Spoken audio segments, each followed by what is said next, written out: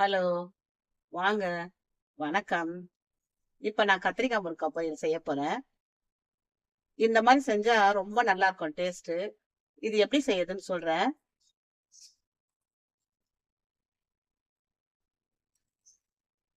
இது தேவையான பொருள், ஒரு வெங்காயம், ஒரு தக்காளி கட் பண்ணி வச்சிருக்கேன்.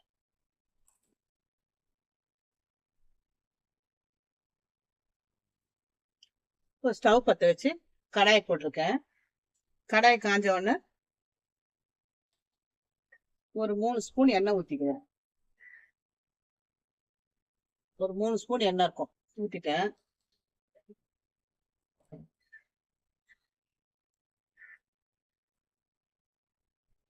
எண்ணெய் காஞ்ச உடனே ஒரு 1/4 ஸ்பூன் கடுகு போட்டுக்குவோம்.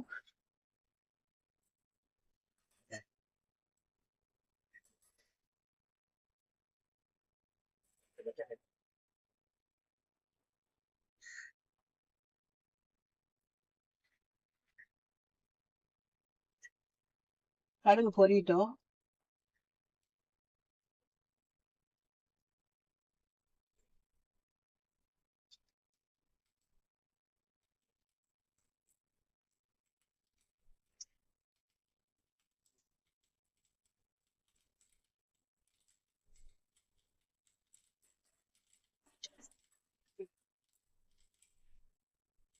கடுகு பொரிஞ்ச உடனே சின்ன ஸ்பூன்ல ஒரு 1/2 ஸ்பூன் உளுந்து, ஒரு 1/4 ஸ்பூன் சீரகம் போட்டுக்கலாம். போட்டு வெங்காயம் போடலாம். கட் பண்ணி வச்ச வெங்காயத்தை போட்டுலாம். ஒரு வெங்காயத்தை போட்டு கொஞ்சம் வதக்கி,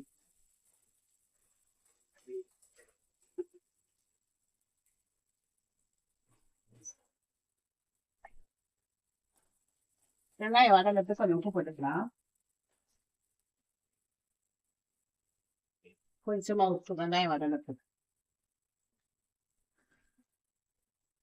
வெங்காயம் வதங்கிடும்.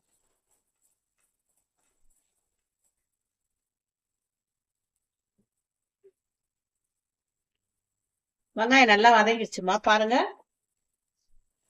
நல்லா வதங்கிடுச்சு. வெங்காயம், குடமிளகாய், தக்காளி எல்லாம் போட்டோம்ல, அது எல்லாமே நல்லா வதங்கிடுச்சு. இப்போ கொஞ்சம் மஞ்சள் போட்டுக்கலாம். ஒரு 1/4 ஸ்பூன் மஞ்சள் போட்டு நல்லா வதக்கலாம். நல்லா குழைய வதங்கணும். பாருங்க, இந்த மாதிரி நல்லா வதங்கணும். நல்லா ஃப்ரை ஆனோன்னு உப்பு இன்னும் கொஞ்சம் போட்டுக்கலாம். தக்காளி போட்டோன்னே இன்னும் கொஞ்சம் உப்பு போடலாம். அடி பிடிக்குது.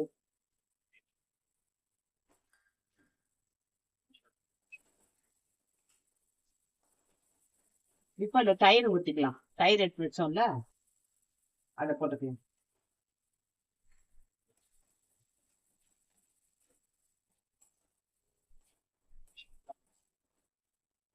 தயிர் போட்டீங்கன்னா அந்த தயிர் டேஸ்ட்டுக்கும் இந்த கத்திரிக்காய் முருங்காய் எல்லாம் போட்டு நம்ம செய்யறதுக்கும் ரொம்ப டேஸ்ட் நல்லா தூக்கி கொடுக்கும்.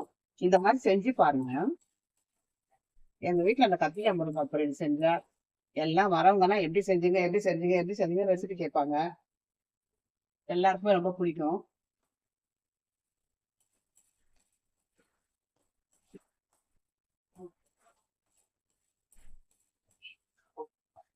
இன்னைக்கு சாப்பாடு எங்க வீட்டுல வெண்டைக்காய் சாம்பார், கத்திரிக்காய் முருங்காய் பொரியல், கோசு தேங்காய் போட்டு பொரிச்சு வச்சிருக்கேன்.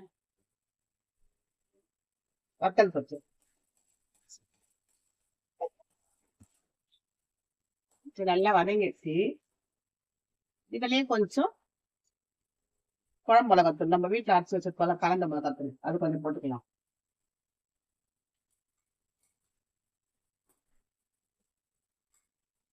வெறும் மிளகாத்தூள்.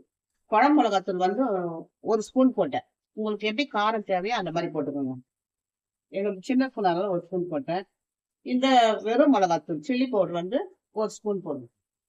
சின்ன ஸ்பூன்னால நான் ஒரு ஸ்பூன் போட்டேன். உங்க காரத்துக்கு தேவையான அளவு நீங்க போடுங்க.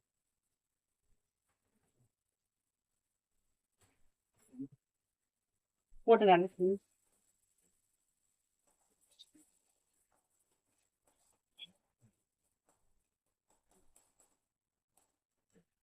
இந்த முருங்காவை போட்டுக்கலாம். முருங்காய் போட்டு கொஞ்சம் தண்ணி, தேவையான அளவுக்கு தண்ணி,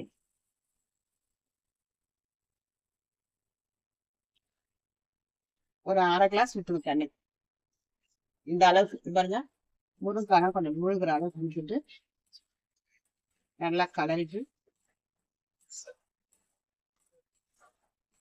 எதுக்கும் காரம் நம்மளுக்கு தேவையான அளவு இருக்கான்னு பார்த்துக்கலாம். எனக்கு கரெக்டா இருக்கு. உப்பு தான் கொஞ்சம் கம்மியா இருக்கு. கொஞ்சமா உப்பு. உங்களுக்கு எப்படியோ அந்த மாதிரி ருசி பார்த்துட்டு அப்புறம் போட்டீங்கன்னா ஒன்றும் பிரச்சனையே இருக்காது. போட்டு மூடிடலாம். கத்திரிக்காய் கூடவே போடக்கூடாது. இது நல்லா கொஞ்சம் முருங்காய் வெந்து ஒரு கொதி வந்தோடனே கத்திரிக்காவை போடலாம். அப்புறம் இறக்கும் போது போடுறதுக்கு கொத்தமல்லி தழை கொஞ்சம் கட் பண்ணி வச்சிருக்கேன். இந்த அளவுக்கு. இது நல்லா வேகட்டும். அதுக்கப்புறம் கத்திரிக்காய் போட்டுக்கலாம்.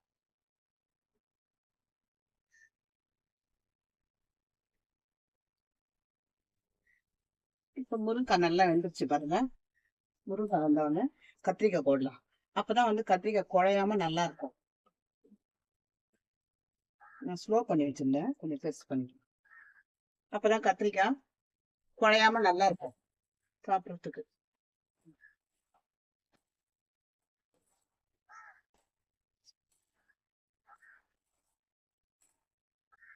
இப்பதான் மிளகுத்தூள் போடணும்.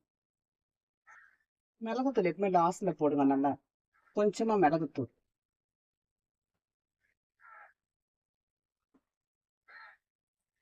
போட்டு கத்திரிக்காய் ஒரு வெந்த உடனே கொத்தமல்லி தூக்கி இறக்கணும். அவ்வளவுதான்.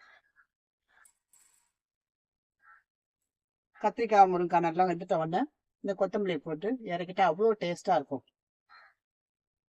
சாப்பிட்டு பார்த்துட்டு சொல்லுங்க.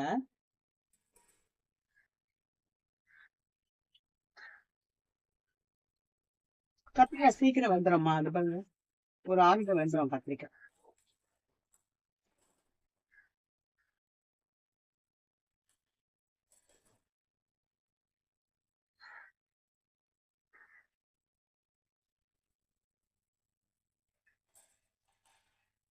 பாருங்கம்மா, கத்திரிக்காய் பொரியல் எவ்வளவு நல்லா வந்திருக்கு. இந்த மாதிரி செஞ்சு சாப்பிட்டு பாருங்க, சூப்பரா இருக்கும்.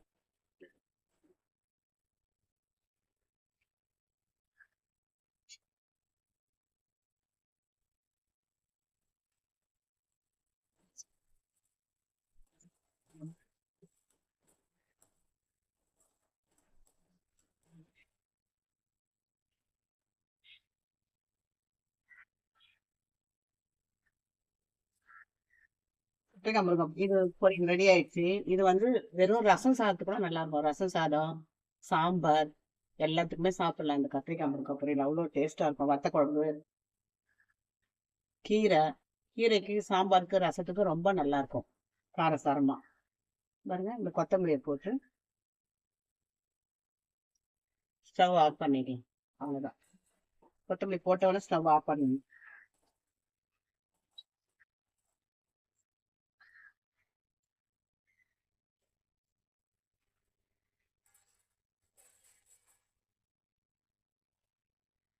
இந்த வீடியோ உங்களுக்கு பிடிச்சிருந்தா லைக் பண்ணுங்க, ஷேர் பண்ணுங்க, சப்ஸ்கிரைப் பண்ணுங்க ப்ளீஸ். யாருமே சப்ஸ்கிரைப் பண்ண மாட்டேன்றீங்க. சப்ஸ்கிரைப் பண்ணுங்க. தேங்க்யூ.